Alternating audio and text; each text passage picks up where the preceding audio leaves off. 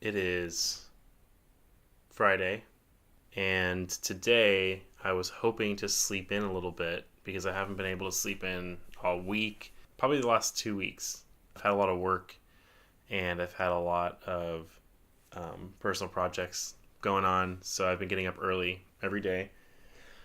So yeah, I was hoping to sleep in a little bit today, but I woke up around, I don't know what time it was, but not too long ago. You can see my hair's all got bedhead. I was woken up because I've been inundated with Gmail notifications about people who have been subscribing to my channel, and I was really confused because I had about 50 when I woke up, and turns out that my friend Christine, who I know a lot of you have found my channel through her, posted a video of her favorites for this month, and she mentioned me and my channel in that video, which is so very sweet of her. And Christine, if you're watching, thank you. You are amazing.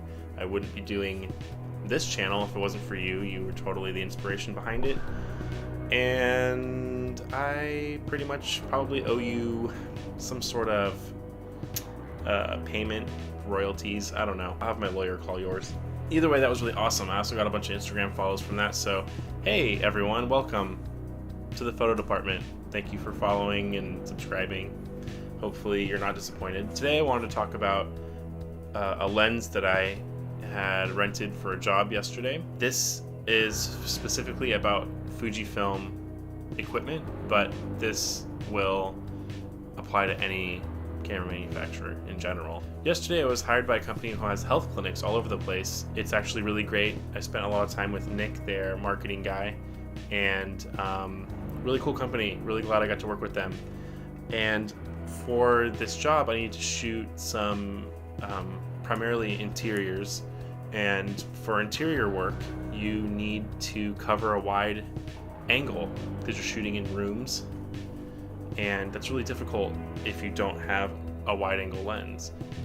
The widest lens that I have for my Fuji system, I have the 18-55 kit lens, which is technically wide at the 18 side. 18 on the Fujifilm crop sensor is about 27 millimeters. So to get that, I multiplied 18, which is the focal length of this lens, times 1.5, which is the crop factor of the Fujifilm sensor, and that's where I got 27, which is the actual focal length. This lens is really great. It's super sharp, minimal distortion. It looks really great. So this is sort of in the range for 24-70. It's actually 27 to 82.5 is this range, which covers that 24-70 range well for crop factor for the Fuji system.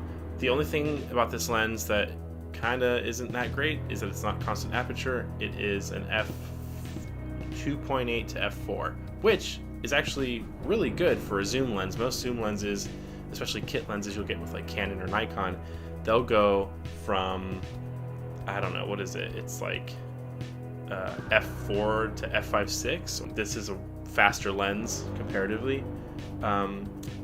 However, having a 24-70 in your kit is always really good.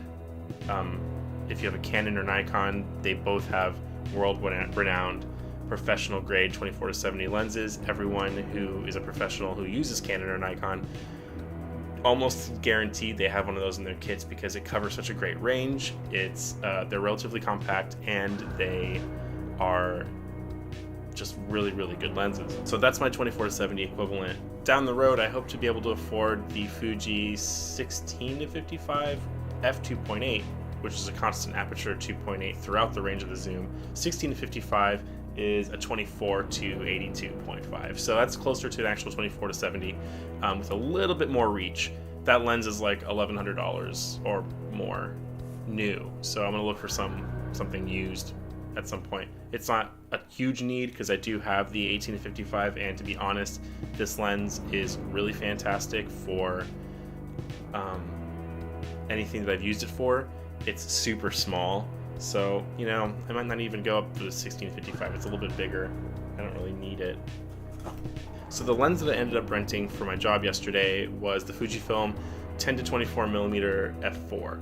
This lens in full frame equivalent would be 15 to 36. So it covers 15 on the wide and basically 35-36 on the long end. Big shout out and a thank you to borrowlenses.com. I went online to borrow lenses the day before. I ordered the lens that I wanted it for pickup, drove down to San Carlos to pick it up, and I had it the day before, messed around with it to make sure I understood how it worked, and I was able to start using it the next morning.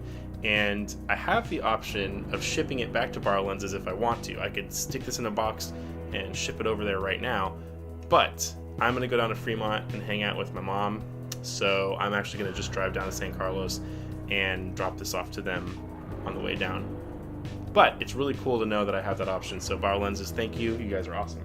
Anyway, so something that I quickly realized when I tried this lens out when I first put it on my camera is 15mm is really wide, like really wide, and I will throw up some examples right now so you can see what the 15mm side of things looks like.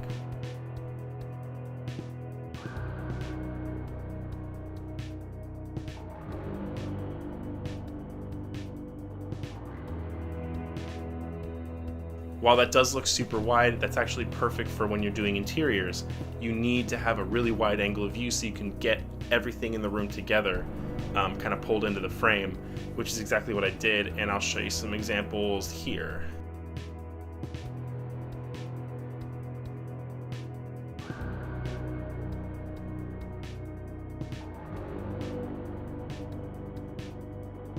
So that's just a couple of shots that I did while I was working yesterday. I didn't want to give away too much of the project because I know that they're still using it for marketing stuff. Oh, look at that, another follow. I figured there would be times where I would use the rest of the zoom range, like maybe the 35 side. I only made a few images with the 36mm side of the range, simply because most of the images I was making were interiors that needed to be pulled into the frame, so I didn't really get a chance to use it that often. But I will post some pictures I took around the house this morning to show you what that kind of looks like.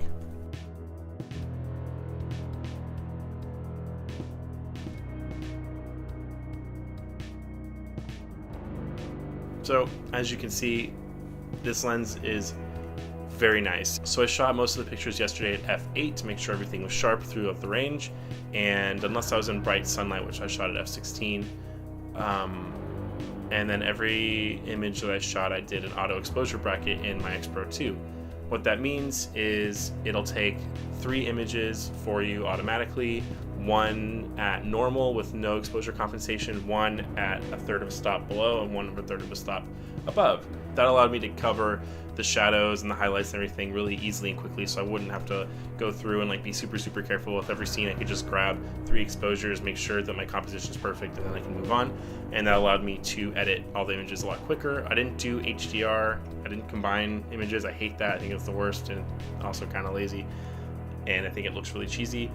But what I did do is I figured out which exposure had the best information in the shadows and in the highlights that I could pull those together and make them into the best end result when I was editing. And as a result, my editing was super quick yesterday, which was really great.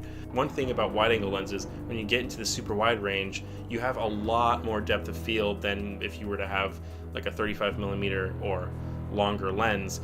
This lens at the 15mm end has an incredible amount of depth of field, and if I'm shooting at f8, then I'm just sharp all the way back to infinity. It's incredibly sharp. As long as I hit my focus point, everything I wanted to be in focus was in focus and sharp and beautiful. So that made my workflow really easy. I really like that there's an aperture ring that's nice and clicky right here.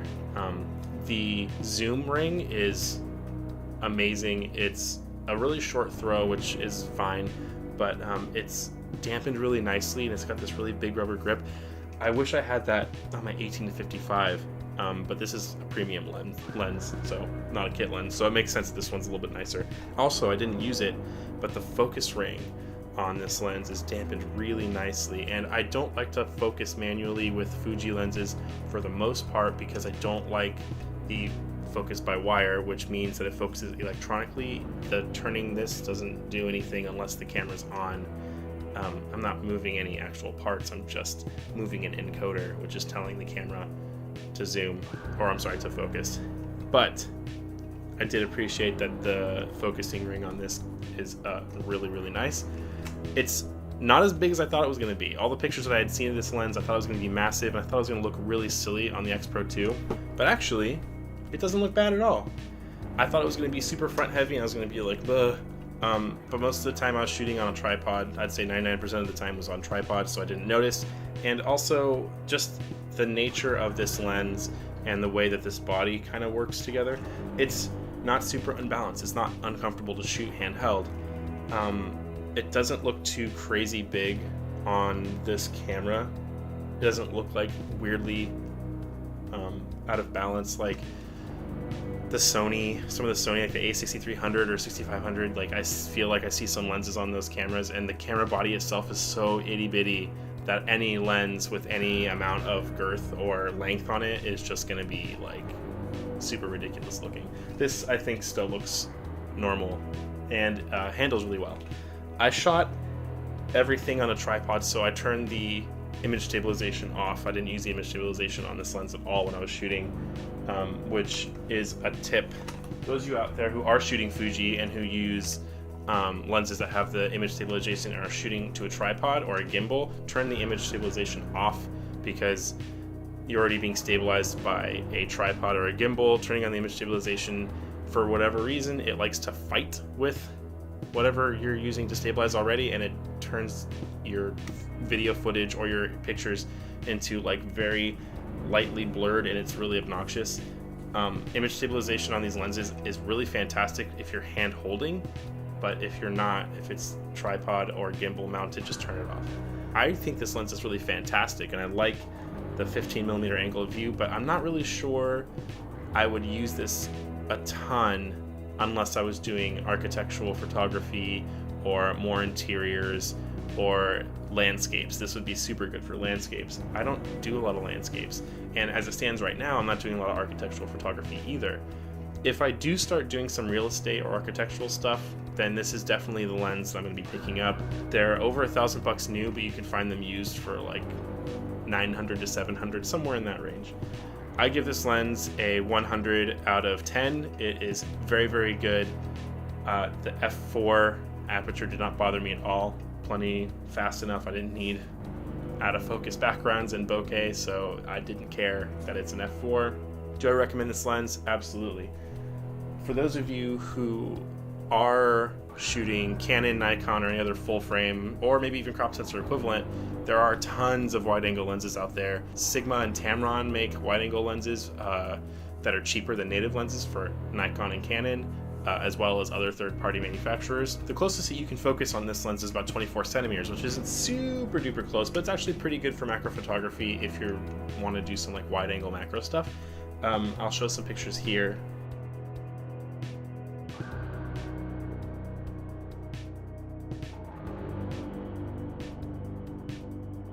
So if you're into stuff like that, like wide angle macro photography, this would be a great lens as well. Like I said, it's not an inexpensive lens, but rightfully so. It's super high quality. It's a pro quality lens, and I would recommend to anyone. I'm going to go get coffee, and then I'm going to head down to San Carlos to drop this lens off. Thank you guys for watching. If you have any questions, please reach out in the comment section, and I will do my best to get to them as quickly as possible.